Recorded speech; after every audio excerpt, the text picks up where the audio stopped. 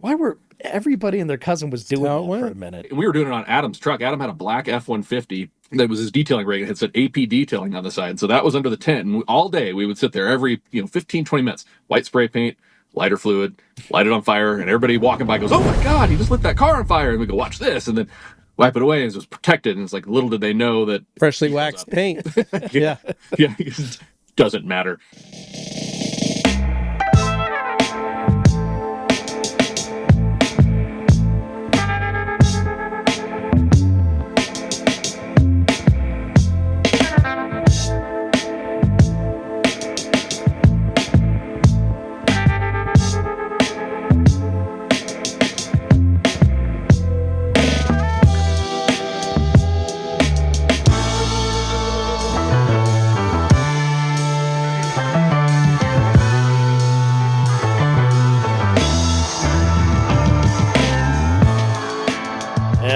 Hello, and welcome to a very new looking space. All of this has changed. Everything about this is different from what you might be familiar with if you've been watching our stuff. If you haven't and you're new, then you have no idea what I'm talking about. But it's myself, Dane Hennon, across from me, Levi Gates. Hello, Dane. Master of Shine. And this is the new main show. This was my brainchild that I really wanted to... This is what you were having dreams about? Bring about, yes. Some would call them dreams, some maybe nightmares. To some. But I wanted to take our main show format where we have our riffs, we have our fun, we do all the little banter about our weekends, all that kind of stuff. I wanted to refine it. I wanted to distill that. And then it becomes like an intro and an outro to a greater program. Yeah, like a bladesmith. When you temper a piece of iron, you put it back in the fire, get it to glow. Maybe you hammer it a little bit. You've honed that edge. Yeah. And then and that profile, and then you put it in the oil to cool the edge. Make sure it's straight, make sure it's true. Maybe heat it up again. A couple more cycles to harden that blade to make sure it's ready to do the magic that you've asked it to do. I'd say you're spot on. Oh, I like this podcast already. No, it's already about, like forging and stuff. I'll subscribe right now. We could totally do that, which, by the way, if you're watching right now and you haven't hit like or subscribe yet, come on, guys. This is probably going to be your new favorite show from us. Like Dane said, we still want to provide maybe a little taste of the old main show. The irreverent. The stuff that you guys came to know and love, and we're still going to do stuff like that. But then we really want to showcase an actual person or detailer or a story or something where we can really drill down, because that's one of the comments we used to always get. I wish you would have had them on longer so I could talk or we could get more in depth. And that's something we're thinking about that we want to make happen. And Dane has beautifully decorated this studio. Like, what's fun is we'll be able to bring in a guest and spend that time just deep diving with them, because we don't have to, hey, just hang out here while we go around the horn and talk about our weekends. You're not sitting at a news desk feeling like awkward and like, I have to, whatever. This is a cozy atmosphere. It's meant to be a little more chill, so you feel more relaxed. Maybe you end up saying some stuff you shouldn't because you're just so comfortable. I like that. I was going to say, we're probably feeling like we're missing Anthony right now. I know I am. I know you are. I don't miss him at all. Oh, you don't miss him at all? Okay. Not at all. Well, normally this would be something where we include him in the intro and outro, be here regardless. With us enjoying the banter, the conversation. Yeah. Perhaps enjoying some stale gummies. Yeah, telling us a story about some animal that crawled into his engine bay or something. The normal stuff. Yeah. But since he's not here, I guess that's just the way it's going to go today. But that's all right. So what I want from you, the viewer, is please, when you have a second, go down to the comments below on this video or on this podcast, wherever you can leave some feedback. Tell us something you'd like us to talk about, like a deep dive subject. If you can find something like that, throw it out there, and we just may turn that into a future video. So I just want to say that as a little lead-in before we go to our interview here with Dylan von Kleist. Yeah, this is a fun one. I think you guys are really going to like. The guy's a fountain of knowledge. And this was the most fun I think I've had in a long time, where we just got to drill down and we got to go down memory lane, which I really enjoyed. And I think you guys are going to really like it too. So if you do make sure you guys leave us a comment. Make sure that you tell us how we did, because this is all new. It's new for Dane. It's new for me. Yeah. It's new for Glenn. It's going to be new for Anthony when he gets into experience it. And so, like Dane said, he wants to up the game. We really want to make sure that this is a premium level podcast. The goal is, we still want to have those fun stories at the beginning to get you guys ready, get you guys started, but then truly deep dive into what makes this industry, this detail industry, great, and all the fascinating folks that we've met along our travels and our journey. Like Dane and I talked about earlier, 8 years now that I've been with the company. Dane's been here since the beginning. Yep. And we've been fortunate to meet so many great people. We've traveled the world together. We have. The three of us. And it's something that never in a million years, Dane, when you first started and you were in a folding table in your parents' garage with a space heater under your legs, multiple, we'll say 3 or 4 of them. Did you ever in a million years think that 10 years from now, you would have this checklist of places you've visited, people you've met, companies that you've done work with, cars you've ridden in? I mean, it's just in the cars you've seen. Cars I've owned. Cars you've owned, the number of cars, right? We have a lot to be thankful for with what we've been able to accomplish with this business and with this podcast. And this is just that next level. And on that note, I now want to kick it over to our wonderful chat we had, our interview with Dylan von Kleist.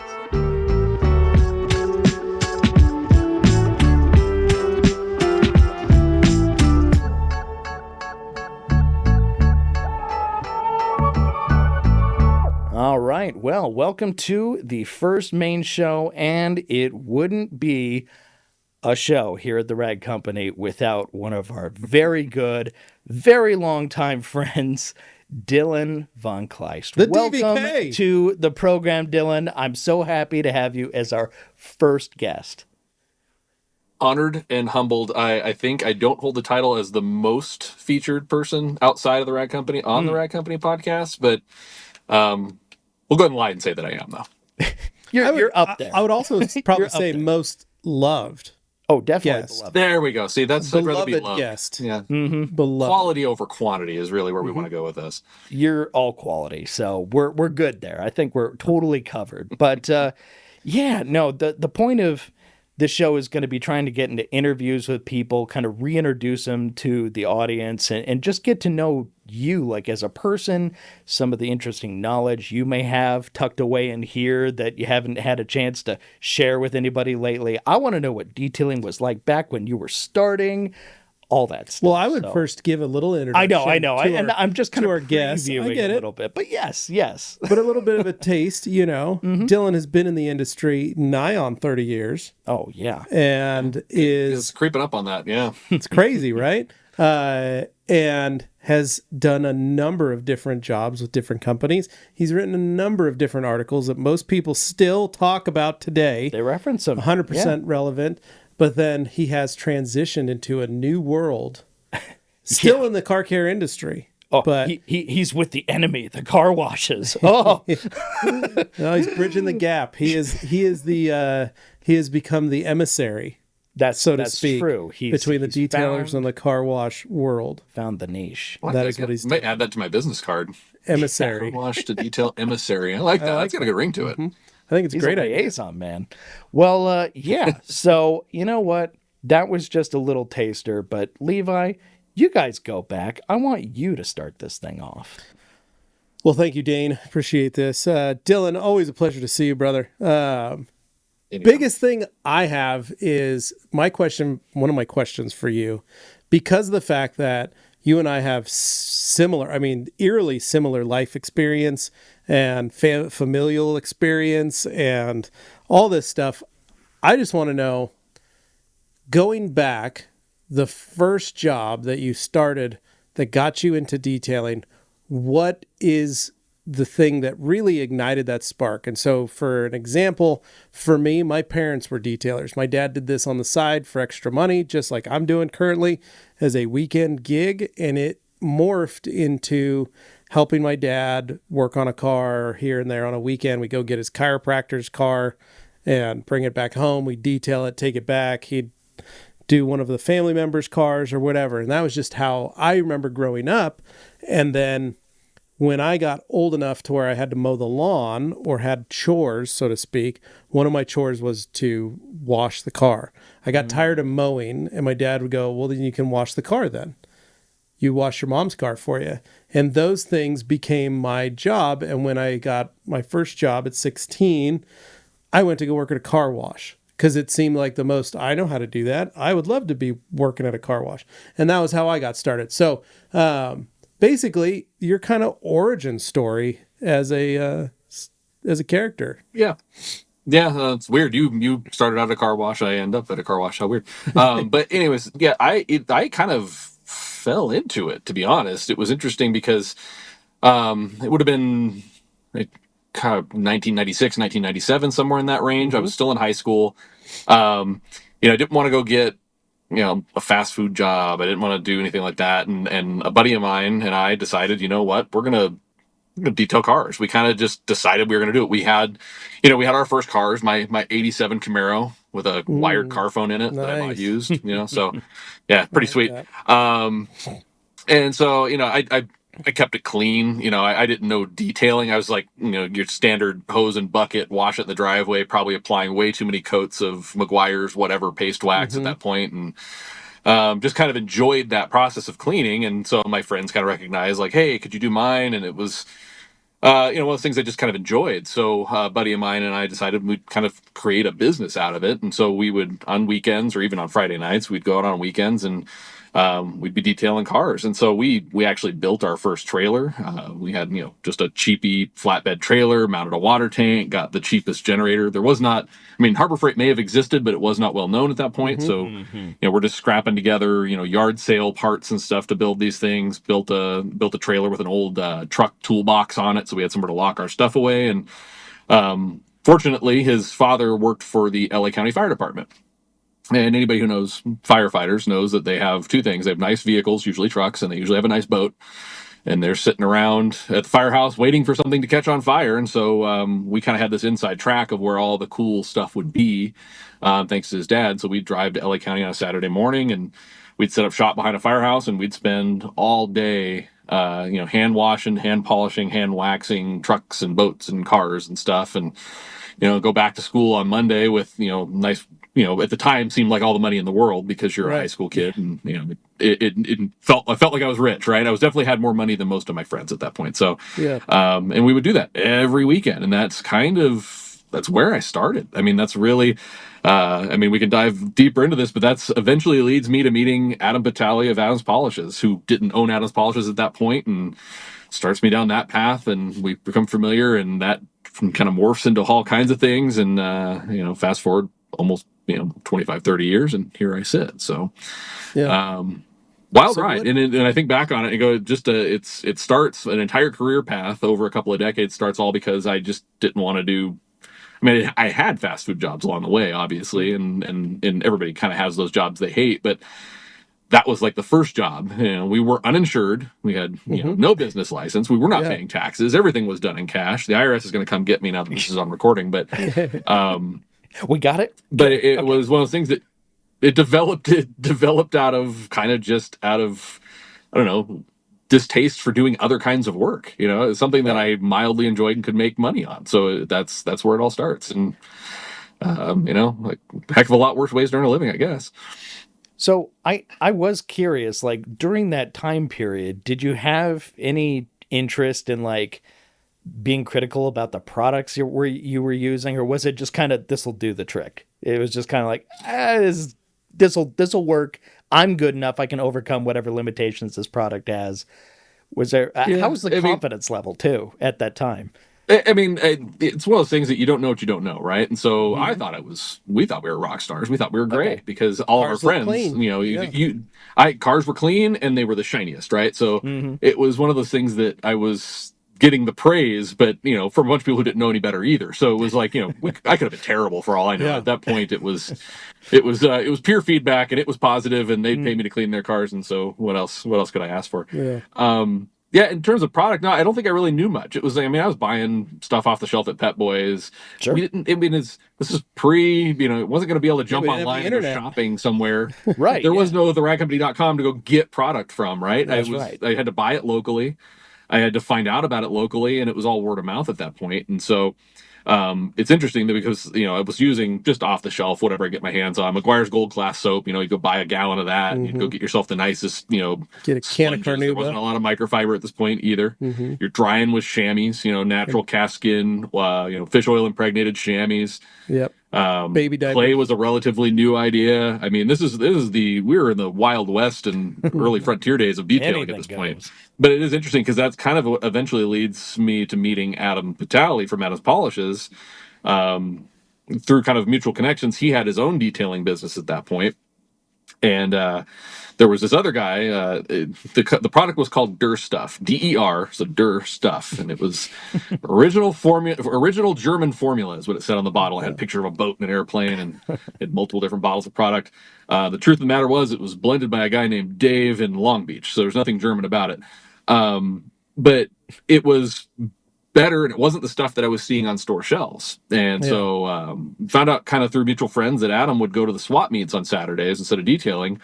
He'd work a swap meet tent selling this product, doing demos, and the cheesy demos where you're doing white spray paint on the hood, and you take lighter fluid and you light it on fire, and then you wipe it away, and it's like miraculously didn't damage the car. How did that become a thing? Why were everybody and their cousin was doing that for a minute? It blew minds. Like, people walk by the swap meet like, oh my god, they're gonna light. And we were doing it on Adam's truck. Adam had a black F-150 that was his detailing rig. It had said AP detailing on the side, so that was under the tent. And all day we would sit there every 15-20 minutes, white spray paint, lighter fluid, light it on fire, and everybody walking by goes, oh my god, he just lit that car on fire. And we go, watch this, and then wipe it away, and it was protected. And it's like, little did they know that some freshly waxed paint. yeah Doesn't matter. Nothing's going to happen there. So, but we were doing that demo all day. And so we eventually started, instead of going out and detailing on Saturdays, we would show up at the swap meet and work that booth with Adam. And then he'd pay us out in cash. And then some percentage of it, we'd also get kind of just all we could carry in products. Yeah. I think they had like 3 products. With the clay bar, which we demoed that like crazy at the swap meet, just blew people's minds. The original, plastic bag test. Yeah. Nobody had seen that at this point. It hadn't been mass produced. You weren't finding mothers, that kind of stuff at the selling clay bars at the store yet. So this was a really wild idea that people hadn't really seen yet. So we would clay it, and there was like 2 types of polish. There was Der Tough Stuff, which is in a black bottle. I can picture them. I wish I had pictures. I should send you guys pictures of these. Der Tough Stuff, which is like their heavy compound. You'd rub it in by hand. It was just gritty. It was so gross and horrible to work with. It came off terrible. Then they had Der Real Stuff, which was a red bottle, and that was their polish, right? Or like kind of medium grade polish. You'd rub that in by hand. And then they had their Shiny Stuff. That was in like this teal bottle, and it was kind of this super liquidy, and it was just glaze. I mean, there was no protective properties to it whatsoever. It was, I mean, I kind of equate it to in, kind of more modern products like the Adams has Brilliant Glaze, and that was a very similar product. And he's like, you could put a ton of this stuff on it, made everything look great. And then like 2 car washes later, everything went away because it was just filling all the defects. Real temporary. Yeah. Yeah, and so, but that became, because we had access to it, we would kind of get reimbursed for our time at the swap meet booth with it. We were demoing it all day. We came to know it really well. We just, we'd take that, and then that became the supply to go out and detail cars with. So we were kind of funding the business / getting inventory under the table all through this. So that's kind of the first, I guess, the product that was the first non-off-the-shelf product that I discovered, and was like, and it was good stuff. I mean, it was nothing compared to what we have today, but it was a markedly better product than what I was getting off of a shelf at Pet Boys or AutoZone. So and it's no longer around. I believe it's not VOC compliant. It's probably terrible for me. I mean, may have might all have kinds been of health complications as a result of using it. Yeah, it's going to be the reason you get a cancer or something. Horrible way to find out 30 years after the fact. No, I know. I'm in the same. Oh my god! I'm like, oh my gosh, this is so much, dude. We used to wax cars at the car wash. We do the special hand wax, $29 special, and we would take the wax off, but then the car would be dusty because it'd be covered in all the leftover wax because we were just using cotton terry towels. Yeah, that probably had. They were probably never washed. They're probably loaded with wax. So you're just you just make the car really dusty. And so we'd pull it out, and then we'd run it through the car wash and give it to the customer at the end. stripping all that car wax off. You're welcome, But we guys. go, hey, look how great that looks. And the people are like, I remember so many people going like, I don't think you're supposed to run it through the car wash after you've waxed it. We're like, no, it's good. It's good. You're good to go. It's special. So, yeah. Yeah, So I guys, remember funny those days. I remember selling those kits at the swap meet. We were selling them with cotton. It's pre-microfiber. Microfiber I at that swap meet is where I first discovered microfiber, actually, in kind of the very early days of it coming into the U.S. But we were selling cotton baby diapers. Yep. So you buy the these cotton baby diapers by the So soft. yeah, and it was. And it was like it seemed like the coolest, most like people are like, what are these, like baby diapers? And they're like, oh my god, I can't believe you've cracked the code on car care. It's like, Yep. so we're selling you these 3 things that you're rubbing by hand in a cotton diaper, and you go rub this, and hey, people were happy. They loved the stuff. I was using it in my detail business. It's funny to look back on now. I bet you, if cell phone cameras had existed, I'm sure I'd be really disappointed in the results I was getting back then. Don't worry, the quality would have been pretty low anyway. I would love. We have to do a video or something. Yeah. We may have to go out and visit Dylan for this, but we go shopping and get some of that old school stuff because we can buy still some of the old paste waxes. We can still buy the cotton baby diapers. Yep. And maybe we find an old school glaze, and we This go is like find a car. like Iron Chef where they like, hey, make me a chicken pot pie, but here's the secret ingredient is baby diapers. I've got an old my dad got me an old late 80s when random orbital buffer with cotton bonnets. Oh, Could some cotton terry bonnets. We could do a little hand wax in with a little polishing job. It'd be fun. That was a big deal when I see how went to Sears and got myself. I think it was either Craftsman or a Black and Decker, one of those. At one point, I thought it was a pretty big deal when I started using the machine to buff the wax off. Like a real made pro. it so much easier. I was like, wow, this helps my shoulders not hurt. Well, yeah. So like the wax buffing, that was the thing with the machines. When did machine polishing come into the equation? So somewhere along the way, and I should kind of really sit down and think about this. I don't remember at what point. And it may have been when we were doing all the boats and stuff. It may have been some other point, but I had to pick up a rotary because that was all that existed at that point. And, right. Porter cable hadn't quite hit yet, so your options were you picked up a big old heavy DeWalt or Makita rotary. It weighed as much as a boat anchor and spun at 4,000 RPM as the lowest speed. And you get yourself a 12-inch wool pad and thought you were just a rock star, and you'd hologram the snot out of everything. There's nowhere to learn. I couldn't go to YouTube to learn. There wasn't training academies for detailers. There wasn't a Jason Rose, the Bigfoot Academy for RUPES. I go learn how to rotary polish. It was a self-taught thing. So I started there. Probably made a mess of a whole lot of things. I don't think I ever damaged anything, but I'm sure I put my signature holograms all over a ton of cars for people. But again, it's the ignorance of it all was most people didn't know the difference. And it's kind of how the detailing industry has grown, and far more people are aware of what good and bad looks like. But it's still the larger population doesn't understand the difference between perfect and not perfect, polished and not polished. They just clean and shiny is really all most people are concerned about. And I think that was even more prevalent back then. But yeah, at some point, and I wish I could remember exactly the year, I did start using a rotary polisher, and we'd cut with the rotary, and we'd hand polish because obviously you can hand polish out holograms that you put in with a gritty, nasty good old times, wool pad. Yeah, and then at some point along the way, the Porter cable kind of bursts onto the scene, and that kind of changes everything because that's kind of the perfect storm of all things, right? That's when internet forums become a thing. You got your Utopias and all these car owner make model discussion groups, and people are going hard on selling these Porter cable things, and it was initially misunderstood, and then you start learning you have to put some pressure behind it, and you're really leaning on these, and so it becomes okay, I'm going to cut with my rotary, and I'm going to finish with this Porter cable thing, and things come along. We eventually get to the point where there's microfiber pads. We can thank our buddy Jason Rose for that one, and that ups the cut level with the DA, and so all this thing, it's just this weird arc that happens that kind of all the things may have been a perfect storm, right? We have the kind of the rise of internet use in general, and then information being shared through those. You've got videos, you've got write-ups, you've got pictorials, you've got all these things, these discussion groups, and at the same time, a lot of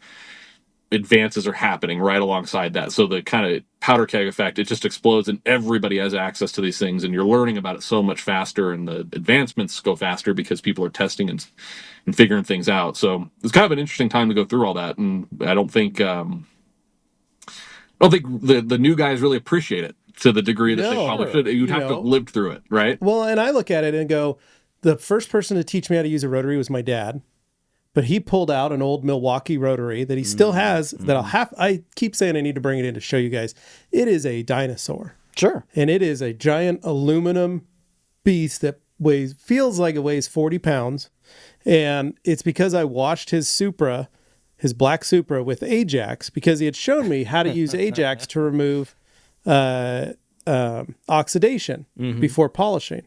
He goes, oh, we'll just scour the car with Ajax. And it was probably one of his old Chevy pickups.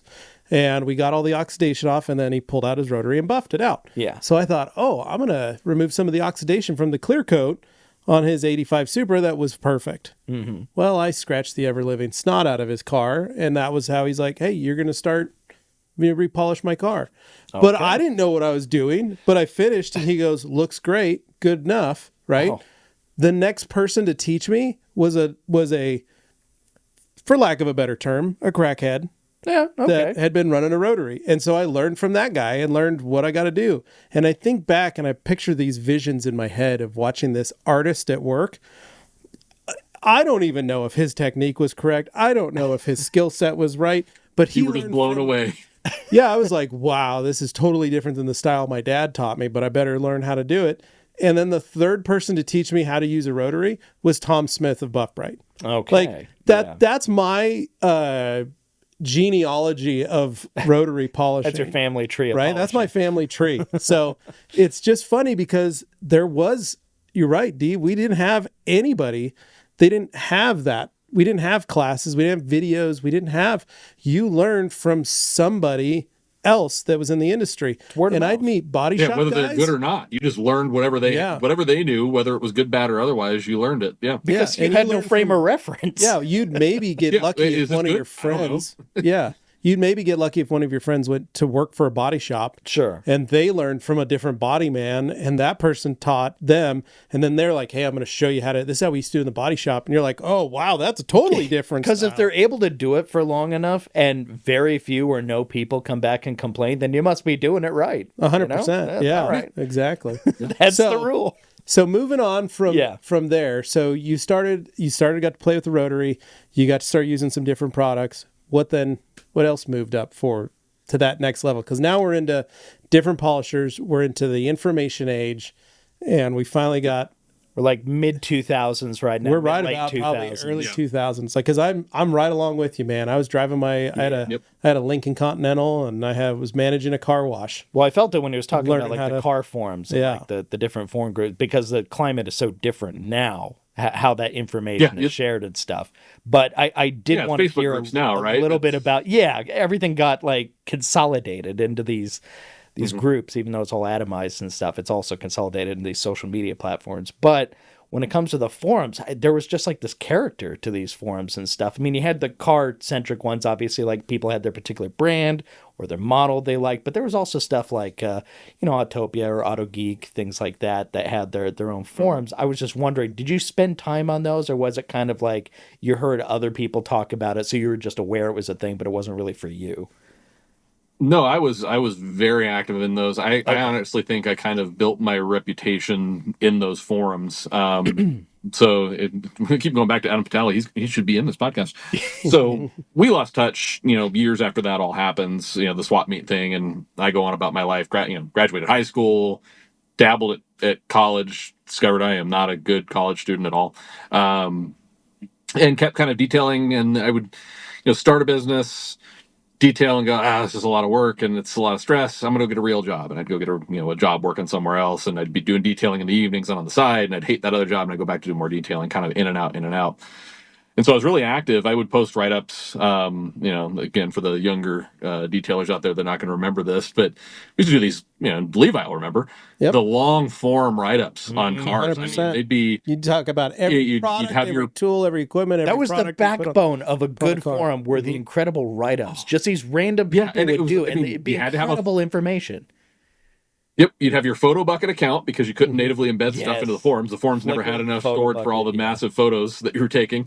But and then there were even the forums that like there was caps, so your post became multi-part. It was part 1, So here's the prep and all the pictures, and they're like, you reach your photo and character limit. Oh, They you were take so long. hours to build all post. Yeah, and then you'd be replying and editing, and it was just this massive discussion, and it was, again, the wild west of the internet, and so all the keyboard warriors would come out and pick apart your detail, and kind of had to have thick skin, you had to be quick, you had to be witty, you'd have to fire back, so I think I developed a lot of my... your rapier wit? I guess my sharp tongue for things around that, type out a really nasty forum response really quickly. But I was doing that, and I was doing it across multiple forums. You know, I was active in whatever I owned at the time, and, you know, like whether it was, I think at that point I'm driving like a 2001 S10 or, you know, something like that. And so there's all these forums that you're active in because you're an owner of that, and you want to learn how to, you know, put a new suspension on, change the exhaust, do this. Then there's always a subsection of detailing in there. So you'd go in there and be like, I'm the resident S10 detailing expert, and you dominate that forum. You'd be the guy, right? And so I kept doing that, and it was interesting because a good friend of mine, I had done some freelance photography work for a couple of magazines like Truckin and Street Trucks back when they did magazines still. And remember that print? What a time. So I would go to car shows. Nothing better than coming home on a Friday with a fresh magazine in the mailbox. So excited to pick one up at the grocery store. Best. Just loved it. And flip through it, read the whole thing in the grocery store, and still take it home. And because you just want you already finished it, but now you want the pictures. You already read it for free, but you're still going to buy it for $1.95 or whatever they were. And so I had done, a friend of mine was the kind of the full-time photographer for several magazines. I still know him to this day. He's still a very talented photographer doing a lot of media work, but he would have me come out, and this, you know, we would do Truck Jam, and Truck Jam back in those days in Irvine, California, and we're talking like thousands of custom trucks. And so it was very hard for a single photographer to kind of cover. And the way shows were shot, you kind of shot every single vehicle at this kind of the same angle. And so I would go help them do that stuff, and, you know, kind of got tied into some truck clubs and stuff. And he was reached out to by a guy named Adam from now this company called RUPES Polishers that now exists. It didn't exist prior. And he said, we got this free kit from this guy named Adam, and I need somebody who knows detailing to help me do a write-up. Like, would you do it? I said, sure. So he had a really, really, really nice truck, nice show truck. It was a square body. And so he said, we're going to do kind of a show prep write-up. So you can use these products since they sent us to us, and we'll do the write-up, and you can kind of help me talk to the technical part. And so, sure. So he comes over, and we do it in my garage, and he's shooting the photos, and I'm kind of helping him write the captions to go with it, because Street Trucks and Truckin back at this point, they would do these tutorial articles, like, you know, how to as a subscriber, you know, how to change the intake on this, or how to body drop the early model S10, all this stuff. Well, they didn't do a lot of detailing, so I became kind of the how-to guy. So we went through the process of using this bucket kit, and it was funny because I knew who it was from. I was like, oh, that's Adam. I used to know that guy. I haven't talked to him in a long time, and so we go to this write-up, and the magazine gets published, and there's this it's probably 10-page long write-up on how to properly, and this was using, you know, Porter cable and all that stuff, how to properly, you know, clay, polish, and wax or seal or whatever it was at that point, a show truck for a show, and basically show prep. And it goes out, and, you know, my buddy sends me a couple of copies of it, and I still have them to this day. I took all the pages out and had them framed real nice, and just kind of this like, well, cool, I made it to a magazine. That's pretty fun. And out of nowhere, I get a message. I don't remember if it was an email or if he called, but Adam reaches out and he goes, "Hey, I saw the article. Really appreciate that. We're doing a clinic at our warehouse." And at this point, he's in kind of Long Beach, San Pedro area of California. He says, "I'd love it if you come down this Saturday and just hang out." And I was like, "Sure." So I show up, and pretty decent, you know, size group, you know, 30, 40, 50 people there for an Adams Polishes, you know, how to clay and seal your car type, you know, detail clinic in his little warehouse there. And stand in the back, he does his demo and kind of breaks the demo at some point, and he points at me and he goes, "Hey, that guy right there, you need to talk to that guy. He's," to the whole audience, that guy knows what he's talking about. And he goes, "By the way, we have a whole stack of these magazines from Street Trucks. If you want him to sign them, he's in there." And I kind of like chuckled, but he did. Street Trucks had sent him like cases of the magazine because it had all the products in it. And so, you know, like everybody's getting a copy of this magazine. Like, that's so cool. You get to do this right up in the magazine. And so the show kind of dies down, and we're catching up. I hadn't talked to Adam at this point in years. It's been quite a while. And like, there's a whole wild journey you could talk to him about how he gets from selling stuff at the swap meet to his product line. But he tells me, he's like, you know, we used to have this guy running they had their own forum. They had Adam's forums. And he goes, we have this guy running our forum. He's not with us anymore. And he's running all these other sponsored forums that we're on. He says, would you be willing to, you know, I need somebody that can help with product development. I need somebody who knows technical kind of detailing terms just to kind of check in on these forums and answer questions. We're paying for sponsorships. So like, you know, we do a sale, post the sale up in the detailing section and stuff. So yeah, sure. So I kind of take it as like a side hustle, because at this point I'm working. I was working swing shift for Avery Dennison as a shift manager. So I was working in it was Dunder Mifflin. I was working in a paper factory. We were slitting paper. Not the most enjoyable job ever. So I was doing that. Brand new father. My son Tanner had just been born around this point, and I'm working swing shift. I'm going home during the day while his mom's at work and watching him, and then she gets home, and I would try and squeeze in a couple of details either in the evening, or I would do details on the weekend. Again, young family, just bought our first place, have a kid. I'm trying just scrapping for every little extra dollar I can find, and so now it turns into when I'm home, I'd get off at midnight from the paper mill. I'd head home. I'd try and get a couple hours of sleep. I'd wake up and I'd have a relatively young, under a year old, 2-year-old baby on my lap, and I'm on these forums on my home computer, answering detailing questions. And eventually, it kind of turns into a thing. I'm like driving a lot of sales, and they're seeing results, and Adam's really enjoying it, and he's having me, he's sending me products to test, and so he makes me an offering. Basically, says, we want you to join us full time if you want to do it. So gives me the number, which was a fraction of what I was making at the paper mill at that point. But I hated it, and so I talked to my wife about it, and she goes, "You're miserable where you are." She says, "This will make you happy. We'll find a way to make it work." So that kind of starts my journey with RUPES Polishers as a full-time employee, and shortly thereafter, they pack up their warehouse in California. They move to Colorado, and I work remote. I'm a full-time remote employee for Adams at that point, and so I'm still doing detailing write-ups, but I'm doing them in my garage with Adams Polishers product. We're shooting these very low production quality tutorial videos with like a Handycam camcorder, and it's internet fodder. There wasn't it was forum fodder. It wasn't even internet. Really, it was just being posted on the forums. Yeah. And so we kind of go down that path, and eventually he gets to the point. He says, that we really need you in the building. We need you full time. We need you, we need more of you. We love what you're doing, but we need more of it. Would you be willing to relocate? And kind of at this point, I'm thinking, you know what? Why not? Let's take the great adventure and head to Colorado. And that's what brings me to where I live now. Have lived for, it'll be 11, 12 years this August, September. So a decade later, here I am. But that's kind of where I ended up. And we'll stop there. Seems to have worked. But yeah, so that's such a cool story, because I think what's fun is I want to be able, with this new format, I love the deep dive that we're able to get into with each one of these, of you folks in the industry. That's the goal, because they're, like you say, man, people don't understand how good they have it, how easily accessible everything is. And sometimes I feel like there are these new detailers that come out that are just jaded. They don't appreciate what came before them. And maybe it's the old man in me that goes, you don't understand. I listen to these, and I don't want to name names or anything, but I'm going to say we listen to some of these other podcasters. Sure. And they're comparing products, and they're talking about products, and this product's better than this product and this product, and you guys don't understand, and I'm going to keep doing it. I'm going to do this. I'm going to do these. And it's like, the fact that you're even having a conversation about that product, that is insane to me. Those things were barely happening, because we never grew up in that. We had to fight, beg, borrow, and steal for everything that we got. It was, and so the Wild West. Yeah, it literally was. And so it's awesome and refreshing to hear that. So Dylan, as now you worked at Adams, that's when I first met you. I think we became friends on Facebook back in the day, and then Instagram, because that's when people started making that move from forums over to Instagram, Facebook, and migration. And Dane, those early detailing write-ups that they also migrated. So now you have to try and do them. There were many that did, but there are some that are lost to time, and it's so sad. It was wild, because that was when I started seeing it. Because, like you, I would read forums, but I never would participate. Lurker. I was a lurker, and I would just read and watch, and I'd read articles from everybody that I could possibly get my hands on through all the different forums. But it wasn't until Instagram. It was the opposite. I was in there talking massive amounts of crap. I know. I remember that. You were making waves. I was a monster. Yeah.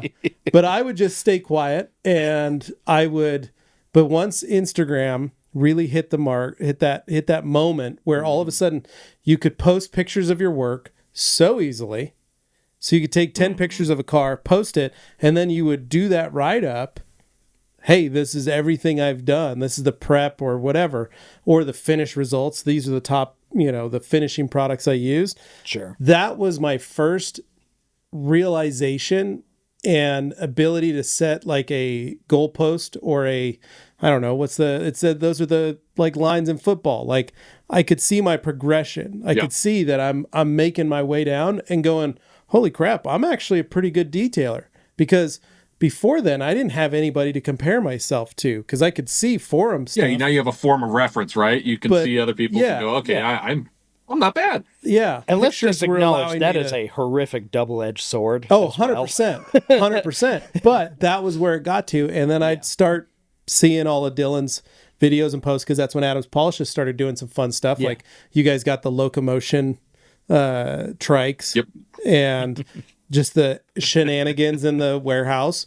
I'd start seeing that and being able to, a couple years later, I was able to start my own business. And that was really when I had control to learn about products and learn because my boss previous, this is the way we do it. This is how, I worked for him for 10 years and it was one style of detailing and you just do it and you're in it to make money and that's it. They were not your decisions to make. No, you're going to use this, 1, 2, 3, 4. That's it.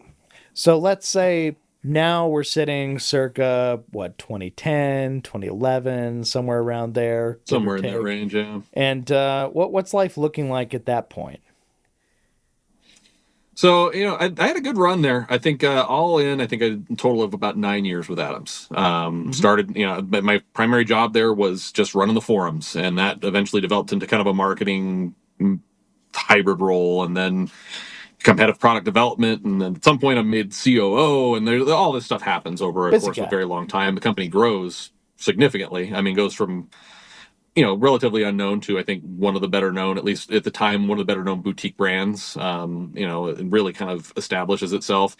We have a lot of fun. I mean, it changes a ton. I mean, this is the range where we're traveling, and we're going to Barrett Jackson and doing demo days outside of Barrett Jackson at European Detail, and I'm traveling the country, going to Carlisle, Pennsylvania, and running, a show for a couple of days. And the company really starts to take off, and we're really, we're legitimate business now, right? It's not just, a couple of detailers who put some products in a bottle and off we go. It's actually got legs. And this is when we start getting into, we're shooting a regular, and will date us a little bit, but we used to shoot our videos and then they were on DVD and they were included in the kit. Oh, yeah. So I still have a couple of those. They're hilarious. We'd shoot, every few years because there would be new products or, we'd change a process. And so you'd have to kind of reshoot the entire video series because every kit that went out, if you bought one of the essential kits, which was like a bucket with a bunch of stuff in it, had a DVD in it. And it was pre-YouTube. And then eventually we get to the point where now they're on YouTube. So now there's a card in there with a QR code or a link to the video where you find the information, the instructions. But we would shoot these, they'd be 15, 20 chapter long, like how to detail a car, starting from the very beginning. We're talking 2 days of production, and you'd go on location, and we shot, one was shot at West Coast Corvettes, and I think we were there for till the wee hours of the morning, 2 days in a row, in their showroom, just doing these mini demos on how to polish a billet wheel with metal polish, and how to clay a card, how to polish a card, how to polish it by hand, how to polish it with a machine, waxes versus sealants. Coatings hadn't even entered yet, and we were still 20 chapters deep to get to this. And it was down to even the nitty-gritty details of how to properly wash, explaining the 2-bucket method to somebody and what a grit guard is, and all the things that I think are, I guess, in the detailing community are common knowledge now. Taken for granted. We were taken for granted, I think, a little bit now, but also I think we were, not just us, there were other brands doing similar things, but we were kind of writing the script at this point. It was 100%. I was doing write-ups in little experiments about how much dirt is left at the bottom of a bucket if you just do a 1 bucket versus a 2 bucket and all these things. And some of it was just wild theory. We were in the theory stages at this point on some of these things. What's a better process? Well, let's try this and this. And you'd make an assumption, you'd do some experiments, but you would document that for the forums and then eventually for Facebook or wherever it might be and share that information out. And I look like I was the smartest man in the room sometimes because I'd go, you know what, we've been doing it this way, but I did it this way, and this is what happened. And, foam guns come in. It's okay, hose end foam guns. And when do you apply the foam? Is it a pre-soak? Is it post-soak? Is it this? Is it that? So we go through all that, and eventually the company's big enough, and Adam and I, he would say the same thing. We kind of had our disagreements over the years, and so it became Sure, it time to leave. happens. And so, and it was a good time to go. The company was kind of at full maturity. It was doing what it was going to do, and I'm always somebody who's, especially as that part of my career developed, I wanted new challenges. I wanted to learn more. I wanted to do something different. Of course. Doing the same write up the same videos over and over again. At some point, if you're somebody who's kind of motivated by growth and learning and advancement, that you want to do more. And so I kind of strike out into the world. I have a cup of coffee at Surf City Garage. That was not a place that was a good fit. That's word of advice: never take the job because of the number they give you. Look at what the actual job is. But lesson learned. So 6 months or so there. And then I kind of go freelance for a little while. And it's somewhere in that range, Dane, I think, is when I shoot the rag company a Facebook message because I'd ordered I remember. guys. Yeah. No, I was very excited because I was like, wait, this guy was over at Adam's Polishes. And like to us in our garage at my parents' house and stuff like that, my dad shows me this message. And, or was it, I received the message on Facebook or was it an email you sent? I'm trying to remember. I don't remember if it was on I don't remember where I sent it. I think it was just through one of the company channels. It may have been Facebook. Maybe it was just to the website. But I think I had ordered some towels from you guys because I'm like freelance at this point. So I'm detailing, I'm consulting for a few brands. And I'd seen something, maybe on Facebook, maybe on a forum or something. It's like, check these guys out. So I ordered like just a random assortment of towels from you guys. And I think I just sent like I love what you guys are doing. These towels are amazing. I think you guys are awesome. And that's like I think I got a message back from your dad, and then you and I are interfacing somehow, and that's no, it was super exciting, flattering, and just seeing like, well, this guy has a lot of experience in this stuff just from what little we could see in like your history and where we kind of followed your path. It's like, well, if he's saying our stuff's good, then I know we're on the right track. This is really solid. So that's awesome. Yeah, we might be doing the right thing here. But no, absolutely. It was great to get acquainted at that point, and I would say we've been friends ever since. Really solid. But it's been a great relationship for sure.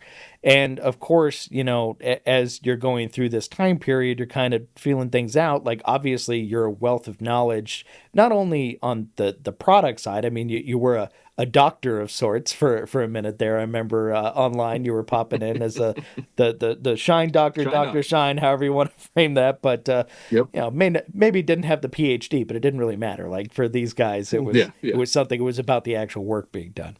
But no, it was very cool to see. And I just want to say thank you for that. By the way, that did mean a lot. So that helped us, reinvigorate and keep going. It was an interesting time because I think I was a little more, I had been working for a single brand for so long and then went to another brand and worked there and didn't really enjoy that experience. And so I'm kind of in this, what's out there? What have I, at a brand, if you're, like let's say I'm, Oh, I was just going to say, it's like that moment I had where you're stuck in that one brand when I opened my shop. It's the same, like that allowed you to like, it's almost like the scales fell off your eyes and you were like, oh my gosh, exactly. This industry. Yeah. Yeah. It's fair to say that, I mean, you can try and be as open-minded as you want when you're talking about, comparing your products. But if you're working for a brand, if you are in charge of representing, selling, you're compensated based on the success of this brand, you put your blinders on to a certain degree. So I wasn't actively out there looking at other towels. I mean, if something interesting came along, but if I was employed at Adams, I was doing some comparison, but not super deep dives. It was like, okay, these are nice, but ours are just as nice. Okay, back to business as usual. So kind of this period where I'm independent and kind of consulting and stuff and buying products and trying stuff, and kind of to Levi's point, kind of the blinders are off now. And I get to kind of, oh, wow, there's all this other cool stuff. These little startups and these little funky things going on all over the place. So I'm trying a bunch of different stuff. And I kind of keep consulting. I rejoined Adams kind of as a outside contractor. I'm working for them, but other brands and consulting. And obviously with my background, I was, doing all kinds of things, anything from product testing to kind of helping set up marketing campaigns and defining best practices and stuff like that for these brands that several of them are still around today, that were kind of in their early phases. And it's in that phase is when it's interesting because I had tried to bring RUPES Polishers in at Surf City Garage. And the owner at that time, RUPES had just hit the market at this point, right? So we're talking, that's like 2013. Yep. And I meet a gentleman by the name of Chip Case. And I know that you guys have met Chip. And so he was the CEO of RUPES USA at that point, one of the best guys ever. Still my mentor to this day. Love the guy to death. I reach out because RUPES just burst onto the scene, and I'm working at Surf City for that period. And I go, gosh, we got to bring these in because I'm trying to build a professional line of products there.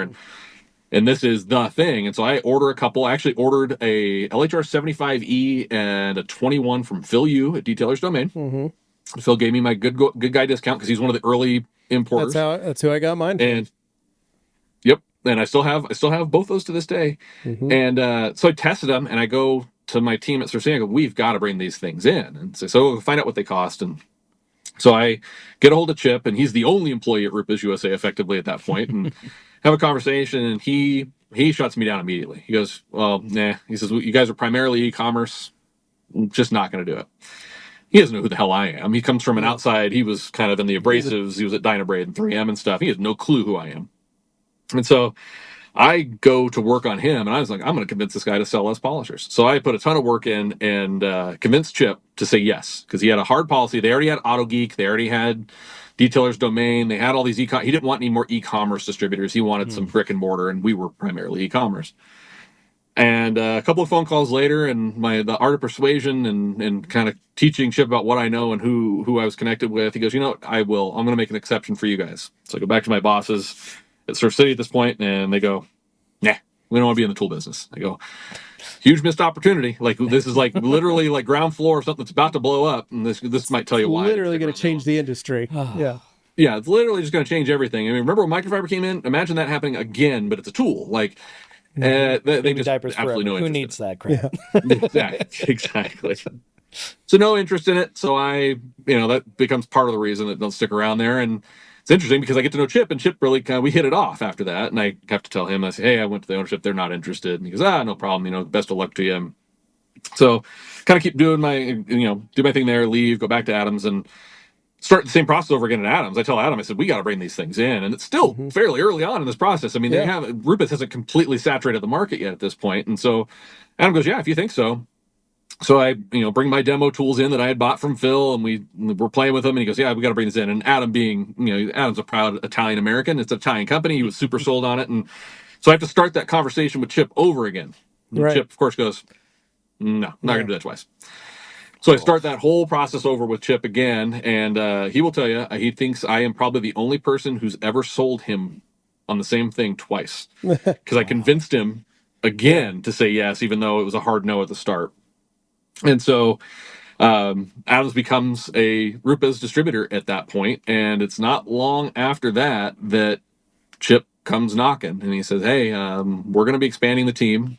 And he tells me who's coming in. Todd Helm, who we all know and love, is already there. They'd hired Todd away from Proper Auto Care, AutoGeek at that point. And I was like, and I knew Todd. Todd and I had huge battles on the forum, public pissing matches with each other over products on forums for years. And then behind the scenes, we're having friendly, direct messages. But in public face, we hated each other's guts because we worked for opposite brands. I'm like, it'd be cool to work with Todd. I've known him for a long time. And Chip goes, yeah, and we're in negotiations with Jason Rose from McGuire's. We're going to probably bring him in. Yeah, that was this is cool. And he goes, we'd love if. Yeah, and so I go, wow, that's cool. Like, I could be a part of that. And so that takes me now to, because that was right before RUPES announces that they're purchasing Cyclo Toolmakers. And Cyclo Toolmakers, the dual-headed polisher, is based just down the road from where I live in Colorado. And so it's the perfect storm. Again, sometimes I'd rather be lucky than good. I'm always seems to be in the right place at the right time. I happen to have relocated to Colorado sometime earlier because of Adams. Cyclo happens to be there, and Cyclo is about the only orbital U.S. tool maker, and RUPES is breaking into the market, and they need a footprint, and the easiest thing to do is to acquire a similar business. And so right place, right time, and the rest is history. I accept the deal with RUPES, and that goes, 2015, August of 2015, I start with RUPES. Yeah. And, get to work with my buddy Todd and get to really know Jason. And gosh, it was a rocket ship ride for about 7 years or so there. So. Yeah. And then, so that was huge because that was like, I remember that was like the unveiling of the Dream Team. Like back in the day when, we had the 96 Olympics and the basketball team and they were naming off the Dream Team. It was kind of, that's how it was with that announcement from RUPES with the people that they had hired to become this new U.S. arm of the team. And I remember reading those articles and going, holy crap, this They're is not playing around. They're serious. RUPES was serious. And I'd owned maybe 2-3 tools at the time, and I had been buying everything from Phil as they got released. As they released a new tool, I had among the very first in Idaho to get I was the first in Idaho every tool. But that was a huge, like, because same thing. I saw it and I was like, oh my gosh, this is a game changer. I got to have this. We got to add this. And it was wild to see that you guys were being able to get into that, get on that ground floor, bring all that. So that was awesome. And that was a beautiful time period, because that's when Dylan and I really were able to connect, because before we had become friends, and then when he got on with RUPES, we were still talking and chatting, but that was right after you were in. That was me moving into the rag company, because 2 days ago, Wednesday, I celebrated my 8th year anniversary with the company. So no kidding. Here, yeah. So, but yeah, that was. Well, that makes sense, because I remember vividly. It was that SEMA. It was my first SEMA with RUPES. Jeff comes by with you, kind of under. He goes, "Hey, we're bringing Levi in. He's going to be a part." I'm like, yeah. "Oh, cool. That's awesome that he's going there." Like, it's like there's like they're like everybody's kind of. It was cool because I started in August, and then it's November and we're at SEMA, so I barely got my feet under me, and we're already doing SEMA, which was like, oh my god. And then, you find your place at the rag company, and that's outside of us. I can think of several examples of where kind of us old guard had started to find our places, right? Everybody's kind of landing somewhere, or they're spinning off and starting their own thing. These guys that were all recognized within going back to our form contemporaries, they're all getting homes places. And it's cool to watch, because it's that professional development of a bunch of, I mean, you start out as a detailer. I mean, I'm trying to poo-poo detailers, but I mean, I am one, but there's a certain type of person that goes into that. There is. You know what I mean? It's low barrier of entry. There's not a lot of training. There's not a certification. You don't need a license to do it. You just do it, right? And so there's a bunch of people kind of bootstrap themselves up. Yeah. Exactly. And I just do this because I don't know anything else. And there's a lot of guys who just stay. Yeah. They just stay in the lane. They never go farther than that. They just stay there as a detailer. And then there's some that are like, well, I'm going to start my own shop. But that's really it. They become the owner of their own business. Those are the evolutions. That's really it. But to see this transition of a lot of us that moved into company positions and transitioned from what is essentially a very blue collar industry into a version of white collar it is a path. This is one of the only industries that I've seen where this can transition to that. It's not common, that's for sure. I mean, if you're necessarily working on the assembly line at a car manufacturing plant or something like that, you're not necessarily expecting to see yourself up in the high offices in like a decade or less kind of thing. It's just not something that happens a lot. It does happen from time to time, but not with the frequency it can happen in detailing.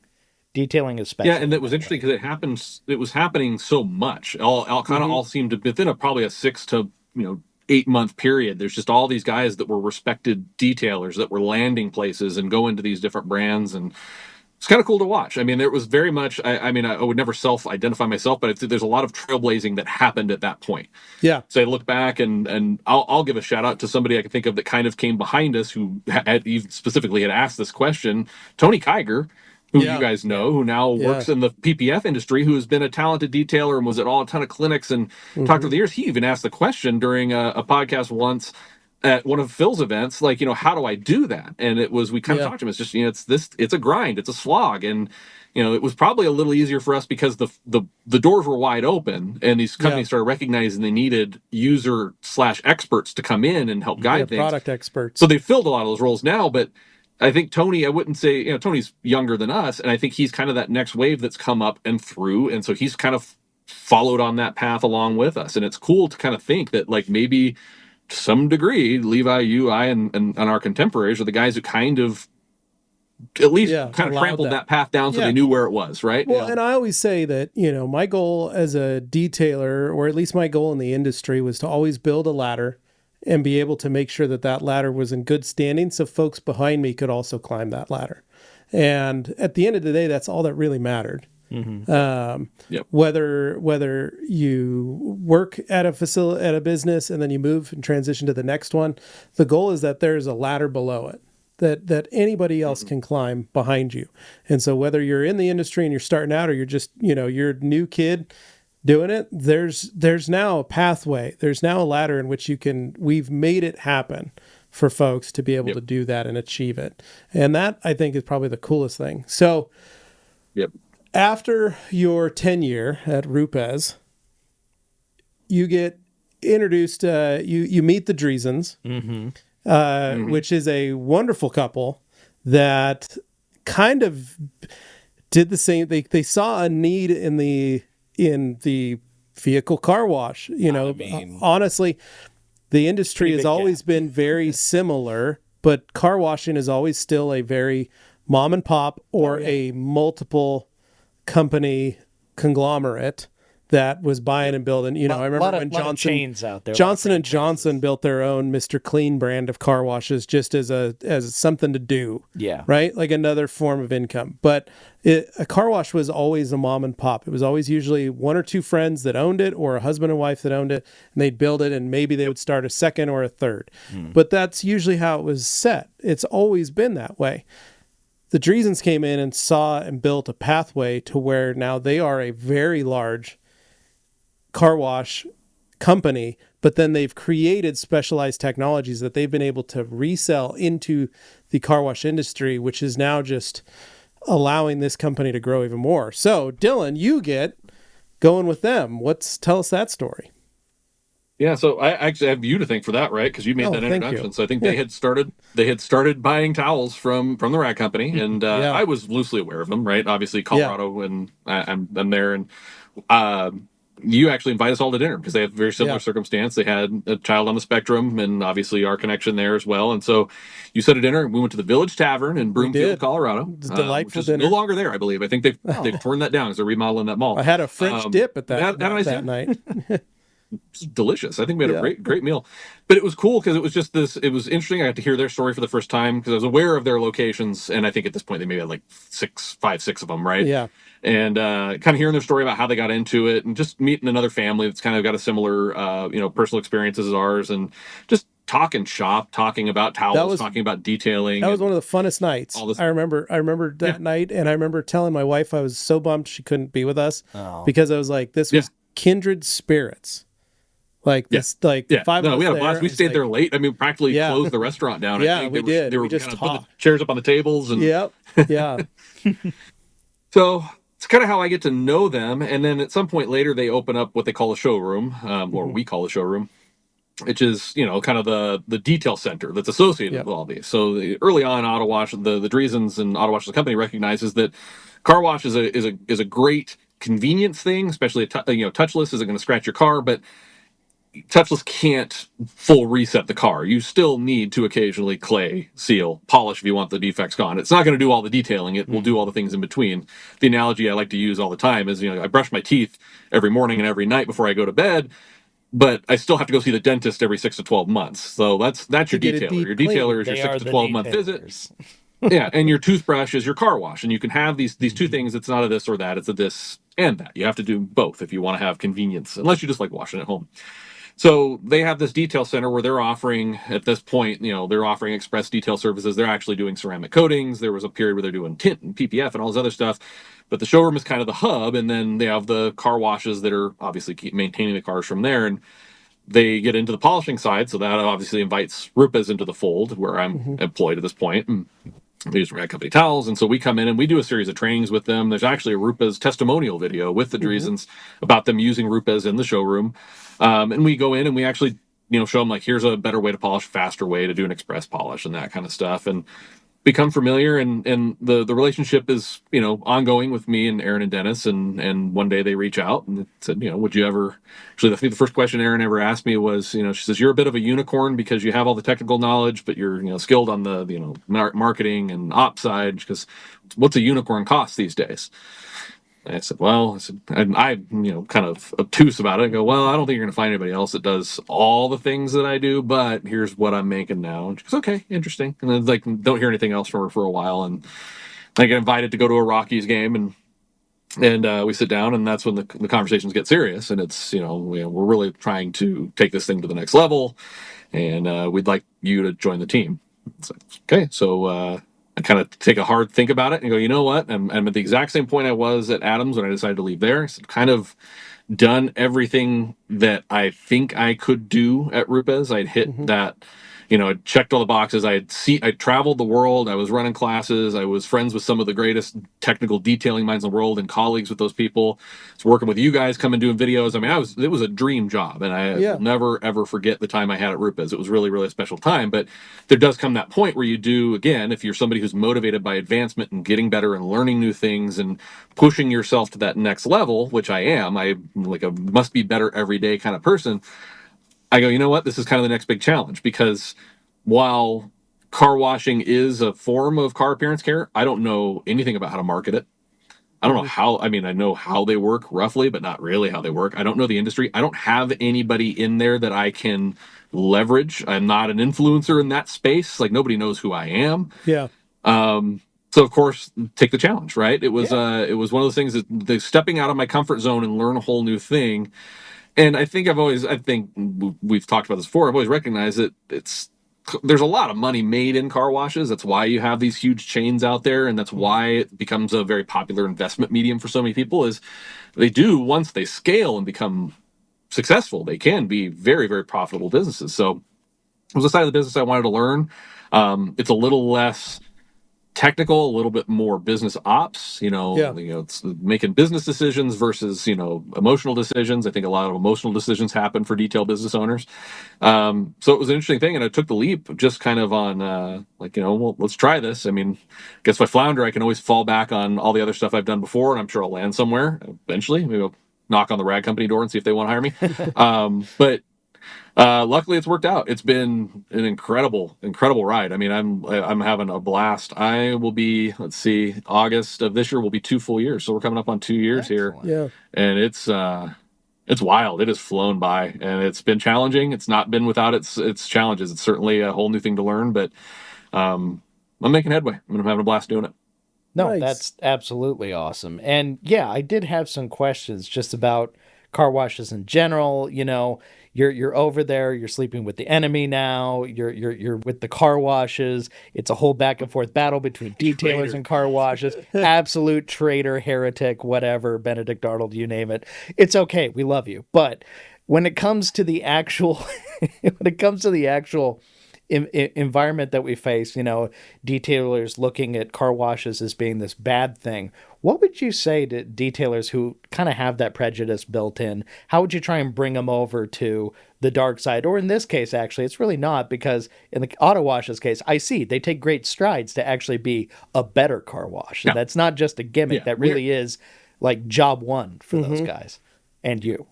Yeah, we're definitely an industry disruptor, and I would say this: I wouldn't have gone to work just for any car wash. I had to work with one that, from a technical understanding of paint care and surface care, aligned with my values. I was not going to go work for a tunnel wash that was scratching cars. That's just it goes kind of against ethically what I've been telling people all these years about how to care for a car, and just wipe that out and go, just run it through this thing and let them scratch it. So it would have to be a perfect storm again. Right place, right time, and Autowash is, and so I'll put this out, subtle plug. We are now the largest chain of in-bay automatic and self-serve car washes in the country. Might be the world, we actually think. The car wash industry is interesting. They put out the top 100 list, and it's the top 100 conveyorized tunnels. So they exclude us touchless guys on purpose. I believe if we were included on the list, we would be the 47th largest car wash chain in the country right now. Yeah. Wow. Nothing to sneeze at. That's out of all there's a lot of brands there are. Chains out there.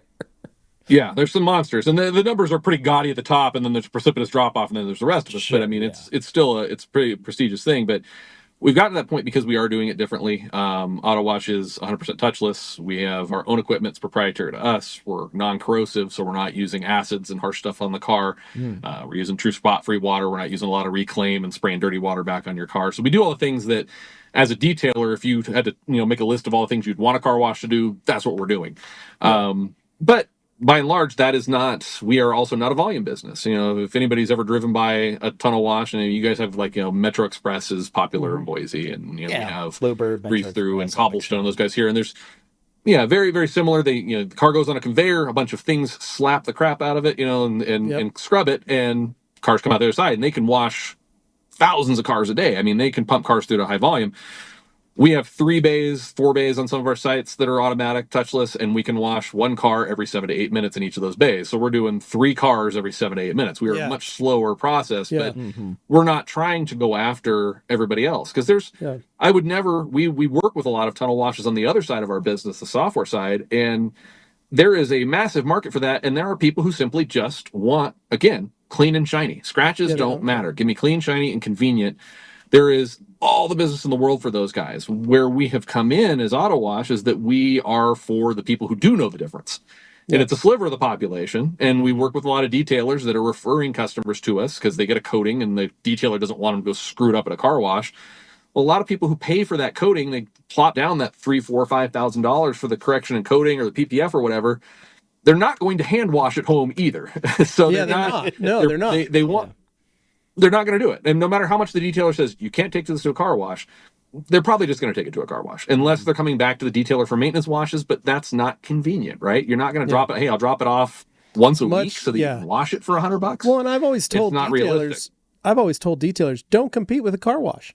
You can never compete with a 10-minute wash that someone doesn't have to do anything else but sit in their car and then come out the other end. You will never compete with that. And as far as like what you're describing right now, I really like the way you're framing that, because it's actually very similar to how the rag company approaches things, where we're not shooting for that lowest common denominator.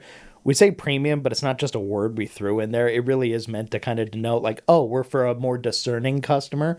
We're not going to be, bougie, overpriced, stuff that you can just get somewhere else for a low price. Yeah. The idea is, okay, you build to a standard, and that's going to cost you a little bit more than the cheapest stuff, but the value you get from that is worth so much to some people that they will continue to go there rather than anywhere else. And the people who just want cheap will go somewhere else, and that's okay. Yep. Yeah, there's nothing wrong with it. I mean, there's also the reality that detailers can't possibly clean every car in their area. 100%. The amount of cars versus detailers, not possible. So you kind of resign yourself to the fact that. So I do need to state that number. You can get mad at the car wash. If you want, it's fine. I was just going to say, to that number, I didn't mean to interrupt, but to that number, if you live in a town that has 1 million people in it, and there are 2 million cars on average registered, how many cars do you do out of your business? And most of those detailers, barely. When I was at the height of my game, I was pushing out 4,500 cars a year. 4,500. That is the most me and my 7 employees could get out of a shop. I don't know, Levi. I think you're touching the limits of what. When you explain that to a detailer, because I'll always talk to a detailer and they get a little bit of ego and they're always like, yeah, I'm going to take over this town. And I go, how many cars did you do last year? And they go, like 1,100. And I go, there's over 2 million cars registered in this city right now. You are a long way off, brother.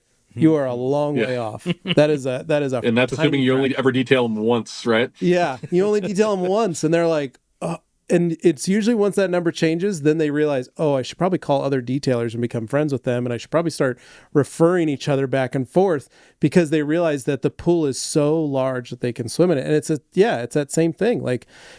Be able to refer those customers to the car wash. Be able to be not worried. There are so many cars. Yeah, of course. Yeah. And sorry, Dylan. Plenty of cars to go around for everybody. And you can, as a detailer, you could get mad that there's a tunnel wash in your area, but you choose to look at it the other way. One, to your point, Levi, you're never going to compete with them on the convenience, price, and speed part. So that's out the window. So the only thing you have left to compete on is the quality of what you do. Like, obviously, they can't pull scratches out. They can't buy a coating. They can't PPF. They can't do all the things that a detailer would do. So if you have this place that is potentially scratching cars, creating tons of scratchy cars, they're essentially creating a market for you. They're making the pool deeper for you to swim in. 100%. Don't be mad about it. You can absolutely take somebody who is a car wash customer and educate them on what happened at that car wash and why you're going to do what you're going to do. And you can try and convince them not to go back there. But if they only want, I want the coating because it makes it easier to keep it clean, great. Then if they happen to go back to that tunnel and it gets scratched up, guess what? They've got to come back to you to have it done again. So don't sell them a warranted coating. Sell them something that you're going to redo every 6 to 12 months, right? Create a repeat customer. But once you've convinced them, once they see and they can't unsee what happens, maybe you can convince them to come back and be a regular, maintenance wash customer. Maybe you can sell them some products to wash at home themselves. But if you can't, don't fight the man. I mean, it's at a certain point, you just kind of become a part of the system. Don't try and completely upend it, because as a single operator of a detail shop, you're not going to disrupt a multi-billion-dollar industry in your neighborhood. I'm sorry, it just doesn't happen.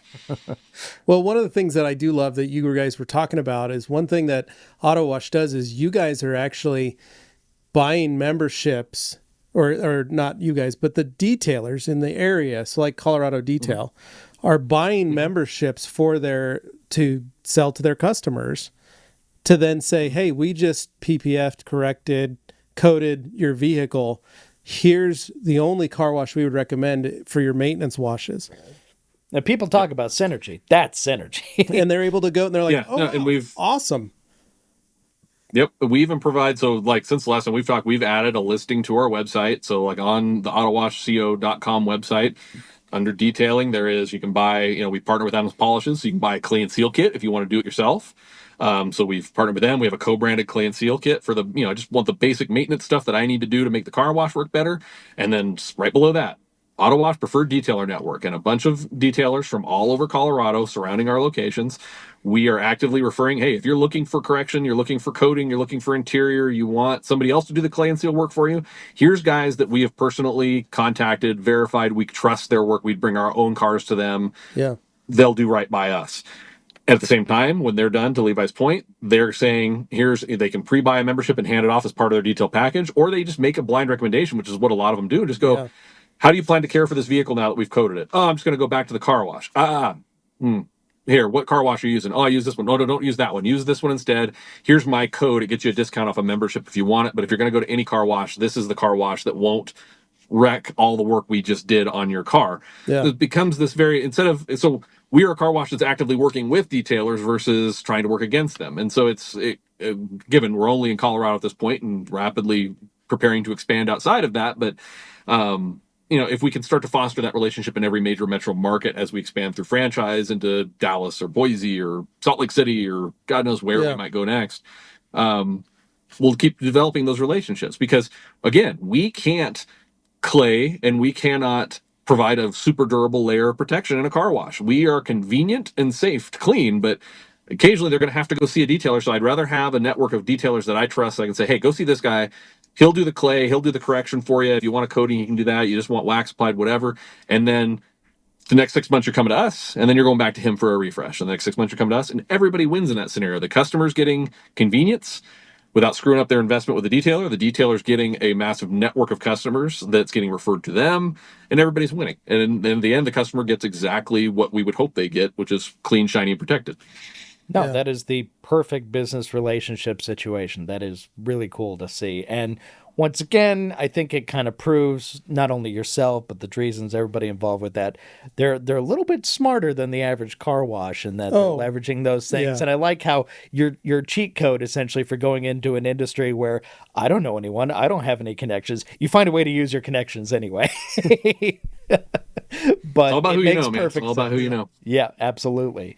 So, no, I mean, I realize we're kind of hitting our time, but I could keep talking for hours with you, and I know Levi, the same deal. But I want to say I really appreciate all the time you spent with us today, and obviously our relationship going back many, many years, and it's always fun to see what you're up to. So, big thanks to you, Dylan, for being our first guest. I'm so excited now that we got the new format and stuff. You're the guy we start off with. I don't think we could have done a better job. Yeah, thanks, brother. We appreciate it. All right. I appreciate you guys anytime. And Dylan, if there's anything you want to leave the detailers and the car wash aficionados who are watching today with, how can they get in touch with you if they want to know more about Autowash, any of that stuff, or some parting words? What would you throw to people who are kind of new to this whole thing and don't know where to start? So if you want to learn about us, Autowash in general, autowashco.com. That's our website. You can go look at that. You can download our app, all the fun stuff, and kind of see what we're doing. I'm easy to find on every social channel. Trust me, you're not going to find another Dylan von Kleist anywhere. I've yet to meet him. If you have, so if you find him, let me know.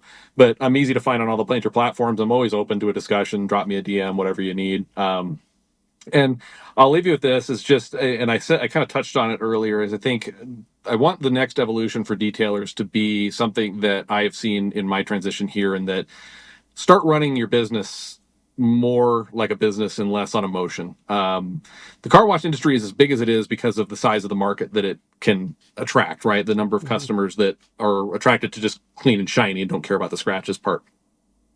I can promise you, in all of the meetings, all of the trade shows, all the presentations I've done, not a single operator of a car wash has talked to me and said, these darn detailers. They don't really think about detailers.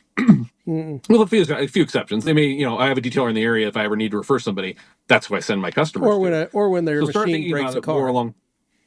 Exactly, yeah. Machine scratched something, I need somebody I can refer them to. Or customer comes in and just says, hey, I don't want to run through your car wash. Where can I go? Be the guy that the car wash is going to refer. On the opposite side of it, is we have detailers who are, these darn car washes, they're ruining cars.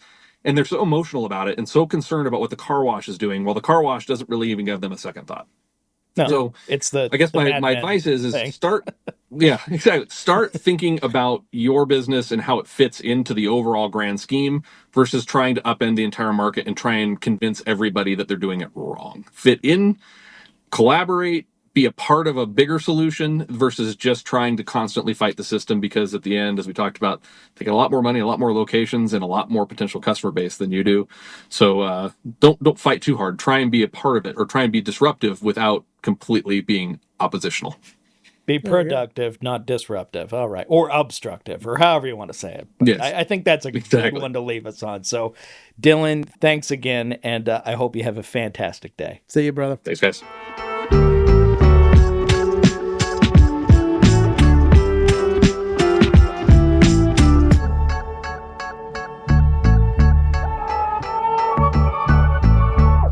My gosh, what a figure Dylan von Kleist is. That guy is one of those people who every time he calls me, I'm excited. Like, I love talking to that guy. I love talking to him too, to be able to have kind of like those humbling experiences, those great experiences, all that stuff in between. It just made for a really, really interesting person. And that's why I really wanted us to interview him as our first guest. No, and it was perfect. So hopefully you guys loved that story. Hopefully you enjoyed this episode of the new First Mains Show podcast. I know, we don't know what to call it yet. Yeah. It's episode 1 of the new era. It's really... Yeah, we'll call it the new era. It's like 259 of the main shows, but like, I'll come up with a system that makes sense. I just don't have that part figured out. But hopefully you guys enjoyed it. Make sure you like, share, comment, subscribe. Please, we are now hosted on Spotify, so make sure you leave us a review there. Make sure you leave us a review on iTunes.